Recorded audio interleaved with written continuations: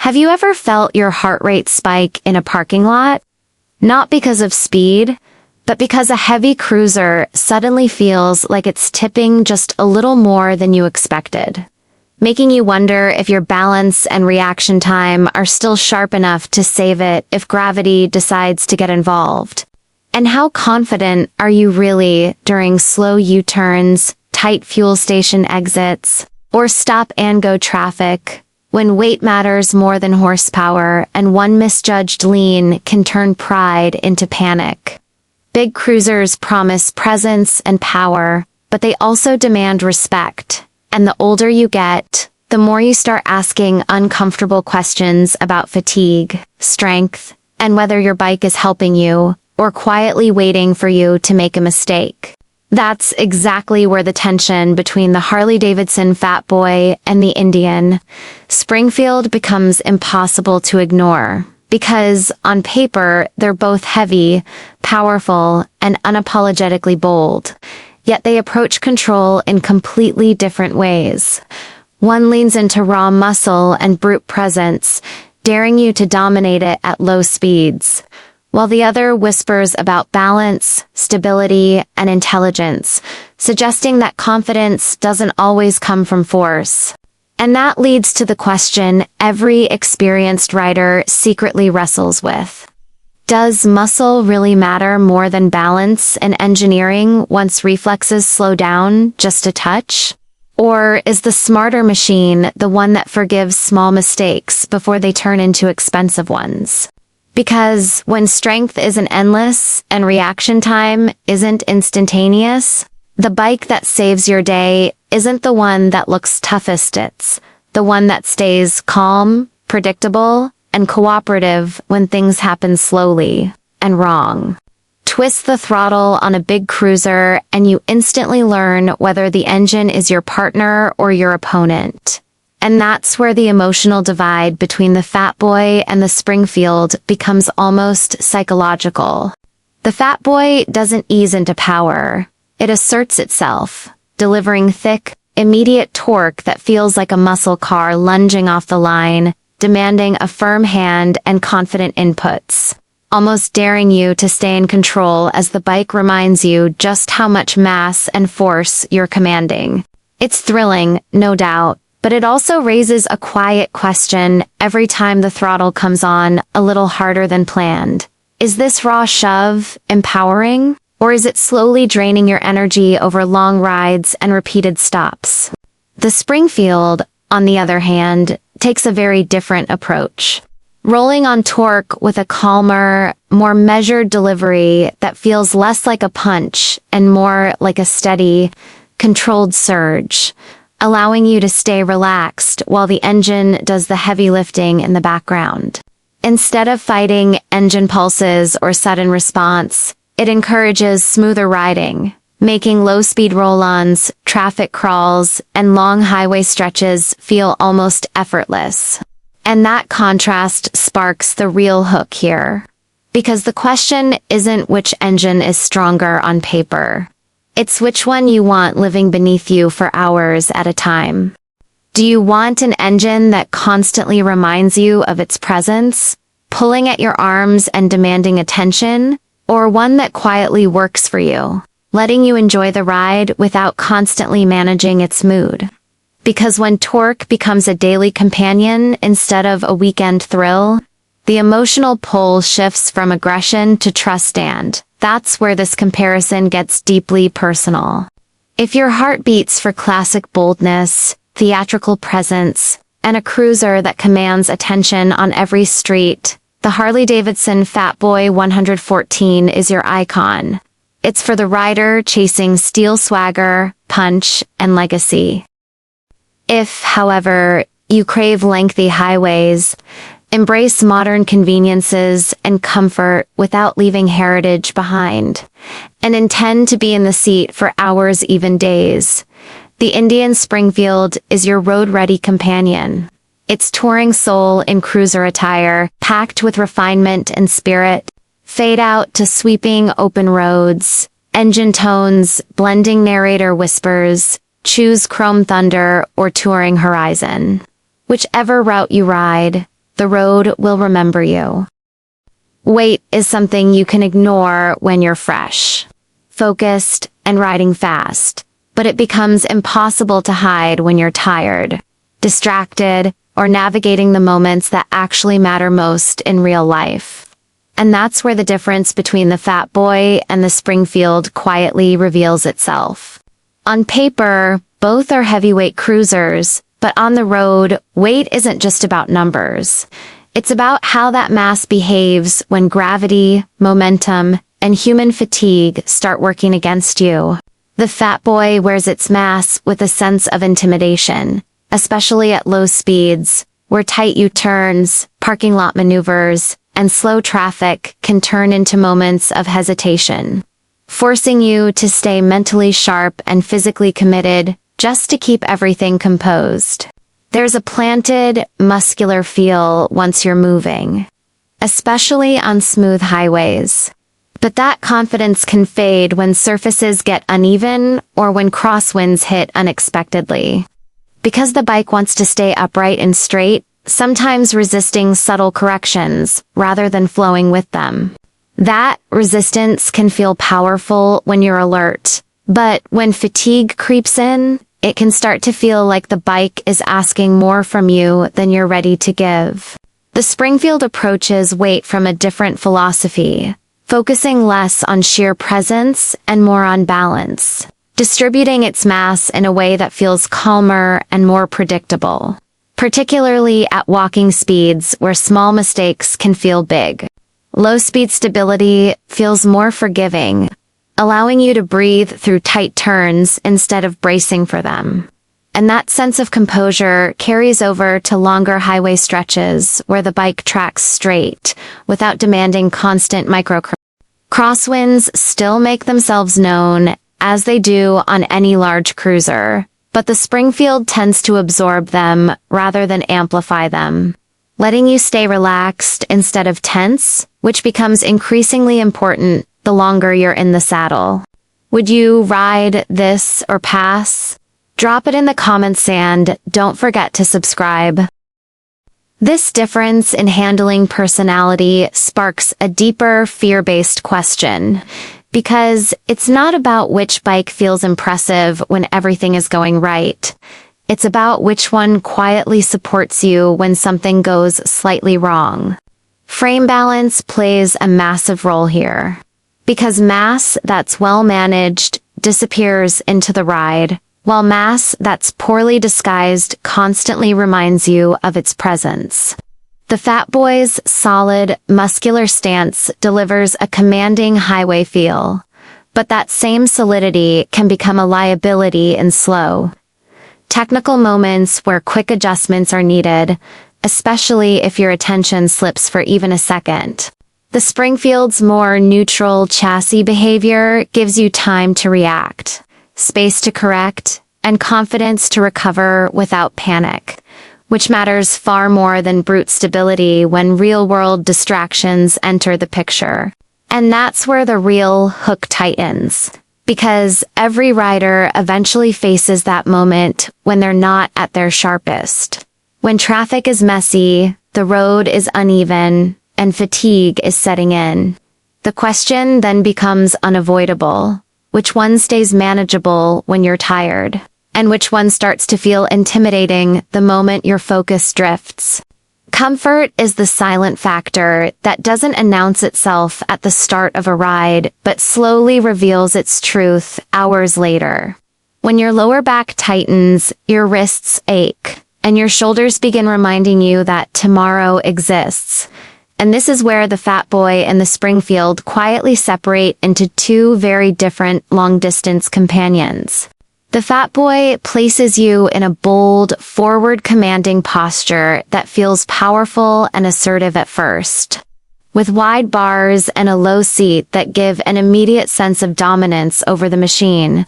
But as miles stack up, that same posture can begin transferring road feedback directly into your spine and wrists, especially on uneven pavement or long highway stretches where your body absorbs more than it should. The low-slung seating position looks incredible and feels planted, yet it can subtly lock your hips into a position that limits movement, making it harder to adjust posture mid-ride, which is often what prevents stiffness from turning into real fatigue.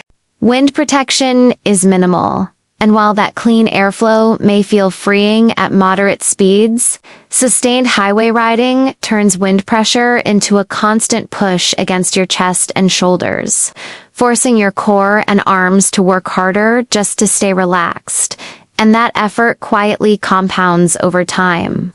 The Springfield approaches comfort with a calmer, more accommodating mindset designed to support the rider rather than challenge them, especially when the ride stretches beyond a few casual hours. The seating position feels more neutral and upright, allowing your spine to settle naturally rather than brace against the bike. And the bar reach feels measured instead of aggressive, reducing strain on the shoulders and minimizing wrist pressure that can creep in unnoticed until it becomes distracting. This ergonomic balance makes small but critical differences on long rides, giving you the freedom to shift your weight, adjust your posture, and stay loose rather than locked into a single position. Wind protection plays a larger role here, because the Springfield's touring-oriented design helps redirect airflow in a way that reduces chest, fatigue, and neck tension, allowing you to maintain speed without fighting the wind every second. That reduction in resistance doesn't just improve comfort, it preserves energy. And energy is what determines whether you finish a ride feeling satisfied or quietly exhausted. Long ride fatigue isn't just physical, it's mental. And bikes that demand constant micro-adjustments slowly drain focus, turning enjoyable miles into work. The Fat Boy's muscular stance asks more from your body as the hours pass, especially in terms of holding position against wind and absorbing road imperfections. And while some riders enjoy that physical engagement, it can become taxing when the ride extends into full-day territory. The Springfield, by contrast, feels like it's working with you rather than through you, smoothing out the ride experience so your body stays relaxed and your mind stays present. That difference becomes impossible to ignore the next morning, when one bike leaves you stiff and sore while the other lets you wake up ready to ride again. And that's the real curiosity loop that lingers long after the engines cool down. Which bike lets you chase miles today without making you pay for it tomorrow? Technology becomes truly valuable not when everything is going right, but in the exact moment when traffic does something unpredictable. When a car pulls out without warning, when gravel appears mid-corner, or when reaction time is measured in fractions of a second rather than confidence. And this is where the philosophical split between the Fat Boy and the Springfield becomes impossible to ignore. The Fat Boy leans heavily into old-school simplicity, delivering a riding experience that feels raw, mechanical, and emotionally connected, where braking feel is direct and powerful, but largely dependent on rider input rather than electronic intervention. When you grab the brakes, the response is strong and immediate, yet it also demands precision, because the margin for error narrows quickly if conditions aren't perfect. In clean, dry environments with plenty of space, that purity feels rewarding. But in real-world traffic, where variables stack up fast, the lack of layered electronic safety nets can quietly raise the stakes. Emergency stops become moments of commitment rather than assistance, requiring you to manage pressure, balance, and traction all at once. And when fatigue or distraction enters the picture, those moments can feel far more intense than they should. The Springfield, on the other hand, treats technology as a silent partner rather than a distraction, offering systems that work in the background to support rather than override the rider. Braking feel is progressive and confidence-inspiring, designed to remain calm under pressure, especially during sudden stops where panic braking can easily overwhelm traction. The bike feels composed when you ask a lot from it quickly, helping maintain stability even when weight transfers forward aggressively. That composure creates a psychological safety net, allowing you to brake harder with less fear of losing control, particularly on imperfect surfaces where grip can change without warning. Electronics here don't shout their presence, but they quietly smooth out human error, stepping in only when needed. And that restraint makes them feel like an extension of your instincts, rather than a replacement for them. This contrast raises a deeper question about what riders truly want from modern cruisers, because simplicity has its own appeal, especially for those who value mechanical honesty and predictable responses. The Fat Boy delivers that connection in a way that feels authentic and engaging, but it also assumes that the rider is always fully present, fully sharp, and fully in control, which isn't always realistic in busy traffic or long days in the saddle. The Springfield acknowledges reality more openly, accepting that even experienced riders have off moments, slower reactions, or unexpected surprises, and it builds a buffer around those realities instead of pretending they don't exist. That buffer doesn't dull the ride, it reshapes it, turning fear into confidence and hesitation into decisiveness.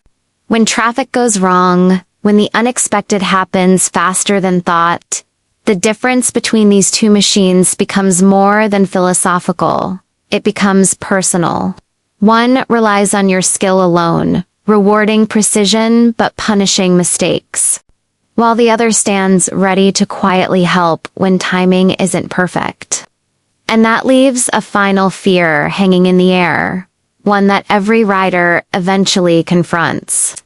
No matter how experienced they are, when everything goes wrong at once, which one actually saves you? At this point, the decision between the Fat Boy and the Springfield stops being about specs and starts becoming a quiet conversation about identity, lifestyle, and what riding actually means to you now, not 10 or 20 years ago. The Fat Boy is unapologetically about presence, about rolling into a space and feeling seen, about the visual weight, the muscular stance, the way the bike announces itself before the engine even fires. And for many riders, that emotional hit is the whole point. It delivers a sense of power that's immediate and external. A statement that says strength, tradition, and confidence, even when the road ahead is short or familiar. But that presence comes with a question that lingers longer the more you ride it. How often do you get to enjoy that emotion without paying a price in effort, fatigue, or constant awareness? Because daily ownership isn't made of highlight moments alone. It's built from parking lots, slow traffic, unexpected detours, and days when energy isn't limitless. The Springfield approaches identity from a different angle, one that doesn't shout but settles in quietly over time. It doesn't try to dominate the room. It tries to make the ride feel manageable, repeatable, and confidence-building day after day. The emotional connection here isn't about intimidation or visual muscle. It's about trust, about how the bike feels when you're tired, distracted, or riding longer than planned. Ownership becomes less about proving something and more about enjoying consistency. About knowing the bike will behave the same way whether it's a short errand or an all-day ride.